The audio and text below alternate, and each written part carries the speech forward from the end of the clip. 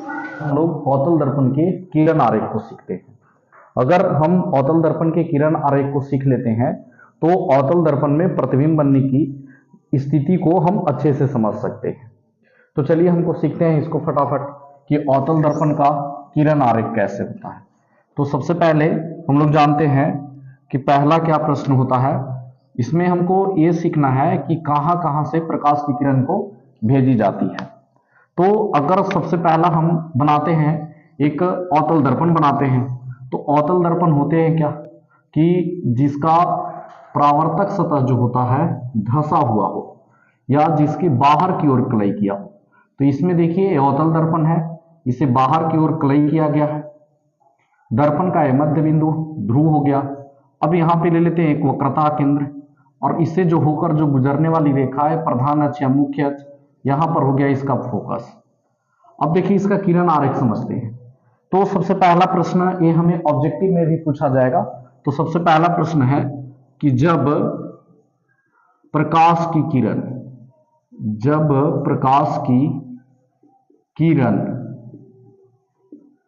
पहला प्रश्न है कि जब प्रकाश की किरण इस प्रधान अक्ष के समांतर आपतित होती है। तो जब प्रकाश की किरण प्रधान अक्ष, तो समझ लेते हैं इसको कि जब प्रकाश की किरण प्रधान अक्ष के समांतर आपतित होती है। तो देखिए पहला प्रश्न है कि अगर जब इसमें हम प्रकाश की किरण को प्रधान अक्ष के अगर समांतर आपतित कराते हैं, ये हमारा प्रधान अक्ष हो गया। अब इसी के समांतर हम क्या करते हैं, प्रकाश की किरण को भेजते हैं। तो याद रखना है कि अवतल दर्पण में जब भी प्रकाश की जो किरण है प्रधान अक्ष के अगर जब भी समांतर जाती है, तो दर्पण से इसका जैसे ही परावर्तन होगा, तो दर्पण से परावर्तन के बाद ये फोकस से निकलती है। दर्पण से परावर्तन के बाद याद रखिएगा कहां से निकल रही है, फोकस से निकलती है।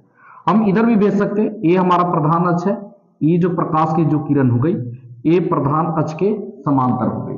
तो प्रधान अक्ष के जैसे ही समांतर जो प्रकाश की किरण जो आपतित हो रही है, तो ये दर्पण से परावर्तन के बाद ये कहां से निकल रही है, आपको फोकस से गुजरती है।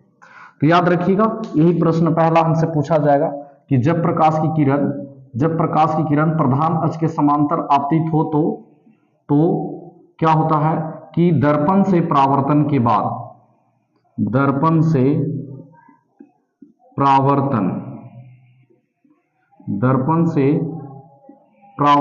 बाद कहां से बताएं कि दर्पण से परावर्तन के बाद फोकस से गुजरती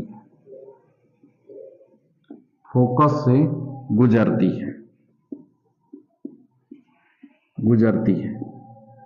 तो ये पहला प्रश्न हमसे पूछा कैसे जाएगा, ऑब्जेक्टिव इसका क्या पूछा जाएगा कि अवतल दर्पण में जब प्रकाश की किरणें प्रधान अक्ष के समांतर आपतित कराई जाती है तो परावर्तन के बाद क्या होता है। तो हम जवाब देंगे कि जब प्रकाश की जो किरण है प्रधान अक्ष के समांतर अगर जब उसको आपतित कराई जाती है तो दर्पण से परावर्तन के बाद वो फोकस से गुजर जाती है, फोकस से लौटती है।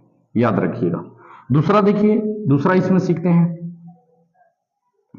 दूसरा जो है, सबसे पहले हम अवतल दर्पण एक और बना लेते हैं इसको समझने के लिए। एक हम लोग अवतल दर्पण बना लेते हैं। ये हमारा एक अवतल दर्पण हो गया, इसको बाहर की ओर क्लई कर दे रहे हैं। अब इसका ये ध्रुव हो गया, ये हमारा इसका वक्रता केंद्र हो गया, ये प्रधान अक्ष या मुख्य अक्ष है, ये हमारा फोकस हो गया। अब दूसरा स्थिति इसको समझते हैं कि अगर जब प्रकाश की किरण को, अब हम क्या कर रहे हैं कि जब प्रकाश की किरण को अगर हम उल्टा कर रहे हैं यानी फोकस से भेज रहे हैं, यहां पर हम भेजे थे प्रधान अक्ष के समांतर, तो परावर्तन के बाद लौटा फोकस से। अब इस बार हम क्या किए हैं कि प्रकाश की जो किरण को जो आपतित कराया फोकस से कराया, तो जैसे ही दर्पण से टकराएगा तो इसका परावर्तन होगा। तो परावर्तन के बाद ये क्या होता है कि प्रधान अक्ष के समांतर निकलती है, प्रधान अक्ष के समांतर लौटती है। तो दूसरी स्थिति में याद रखेंगे कि जब प्रकाश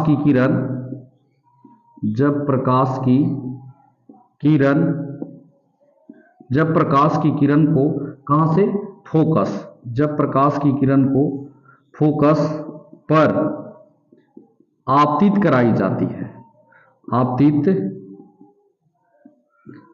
कराई जाती है तो क्या होता है, आपतित कराई जाती है तो याद रखेंगे, तो परावर्तन के बाद,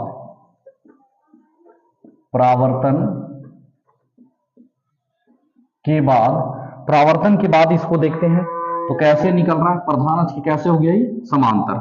हम इसको इधर से भी भेज सकते हैं, ऐसे भेज दिए हम। ये जो हम भेज रहे हैं प्रकाश की जो किरण को, वो हम फोकस से भेज रहे हैं। तो जैसे ही इसको हम फोकस से भेजे, तो जैसे ही दर्पण से टकराया, तो दर्पण से टकराने के बाद ये जो लौटेगा, ये जो लौट रहा है, ये इस प्रधान अक्ष के कैसे लौट रहा है, समांतर लौटेगा। तो परावर्तन के बाद प्रधान अक्ष के समांतर, प्रधान अक्ष के समांतर, प्रधान अक्ष के समांतर लौटता है। तीसरा देखते हैं हम लोग, तीसरा क्या होते हैं। तो अवतल दर्पण का किरण आरेख में मुख्य रूप से 4 होते हैं, 4 समझेंगे, 2 समझ लिए, 2 और समझेंगे। इसको समझने के बाद हम पढ़ेंगे कि अवतल दर्पण में प्रतिबिंब बनने की स्थितियां, और उस अवतल दर्पण में प्रतिबिंब बनने की स्थितियों को समझने के लिए हमें बहुत जरूरी है। तीसरा हम लोग समझते हैं, तो तीसरे समझने से हम लोग यहाँ पे क्या करते हैं, अवतल दर्पण का निर्माण कर लेते हैं। एक हम लोग अवतल दर्पण का निर्माण कर लिए, ये ध्रुव हो गया इसका, ये हो गया इसका वक्रता केंद्र, इससे जो होकर जो गुजरने वाली रेखा है प्रधान। दूसरा क्या चीज बताए कि जब प्रकाश की किरण वक्रता केंद्र, कहां से भेज रहे हैं हम लोग, वक्रता केंद्र, तो जब प्रकाश की किरण को वक्रता केंद्र पर आपतित कराई जाती है, तो दर्पण से परावर्तन के बाद ये कहां से लौट जा रही है, वक्रता केंद्र से ही लौट जाती है। तो इसको लिख दे रहे हैं कि जब प्रकाश की किरण को वक्रता केंद्र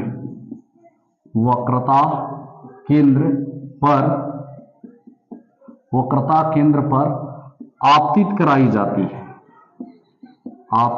जाती है, तो दर्पण से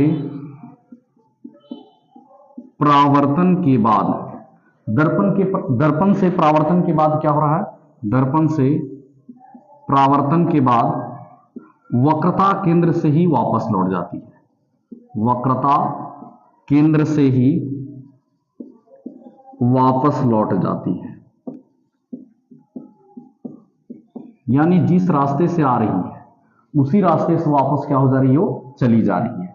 इसको हम यहां से भी भेज सकते हैं।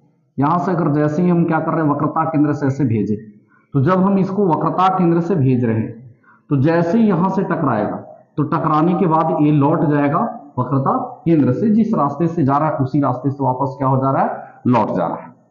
चौथा समझते हैं इसका, चौथा क्या स्थिति है, चौथा समझ लेते हैं हम लोग। चौथा में समझने से हम लोग एक उसी प्रकार से अवतल दर्पण का निर्माण कर लेते हैं। अब ये इसका ध्रुव हो गया, ये इसका वक्रता केंद्र हो गया, इसके बीच में हमारा फोकस हो गया। अब चौथा हम लोग समझते हैं क्या है हमारा, कि अब देखिए जगह क्या बचा, यहां से भेजिए दिए वक्रता केंद्र से, फोकस से भेज दिए, इसके समांतर भेज दिए, अब हमारा यहां पर ध्रुव बच गया। तो चौथा स्थिति क्या है कि जब प्रकाश की किरण को अगर ध्रुव पर आपतित कराई जाती है, ये हमारा ध्रुव है, अगर जब प्रकाश की किरण को ध्रुव पर आपतित कराई जाती है, तो ये जितना अंश के साथ में, यानी जिसको जितना कोण के साथ में, जितना कोण के साथ में अगर यहां पे ध्रुव पर आती है, दर्पण से परावर्तन के बाद, ठीक ना, ये उतना ही अंश के साथ में क्या हो जाती है, लौट जाती है। याद रखेंगे, उतना ही अंश के साथ में इधर क्या हो जाती है, लौट जाती है। तो क्या बताए कि चौथा जो इसका स्थिति बता रहे हैं, चौथे स्थिति में क्या बता रहे हैं कि जब प्रकाश की किरण को, जब प्रकाश की किरण को ध्रुव पर आपतित कराई जाती है, ध्रुव पर आपतित, यहां पे लिख दे रहे हैं इसके बाद, जब प्रकाश की किरण को ध्रुव पर आपतित कराई जाती है, तो यह जितना अंश के साथ जितना अंश के साथ आता है उतना ही अंश के साथ दर्पण से परावर्तन के बाद वापस क्या हो जाता है, लौट जाता है।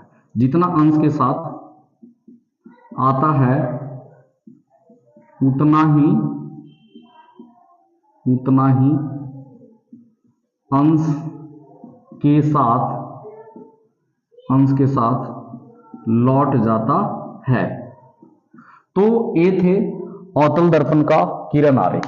तो अवतल दर्पण में 4 किरण आरेख है। पहला क्या चाहिए कि जब प्रकाश की किरण को प्रधान अक्ष के ऐसे समांतर भेजा गया, तो जब प्रकाश की किरण को, ये प्रधान अक्ष है हमारा, और जब भी प्रकाश किरण को प्रधान अक्ष के समांतर भेजा जाएगा तो दर्पण से परावर्तन के बाद ये कहां से लौटेगा, फोकस से। याद कीजिएगा मेरे साथ।